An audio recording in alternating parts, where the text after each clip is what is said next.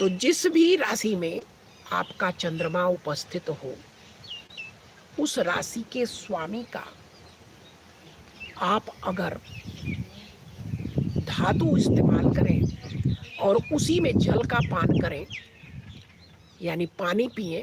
जैसे मान लीजिए मेष राशि में अगर चंद्रमा है, तो ऐसे लोगों को तांबे की धातु में अगर जल पिलाया जाए, तांबे की धातु में अगर जल पिलाया जाए, तो इन लोगों का चंद्रमा बैलेंस होता है। अगर शुक्र की राशि में है, तो वहाँ पर शुक्र या चंद्रमा खुद अपनी ही राशि में हो, तो वहाँ पर चांदी का इस्तेमाल करना चाहिए। चांदी की धातु में जल पीने से, पानी पीने से उसका चंद्रमा व्यवस्थित होता है।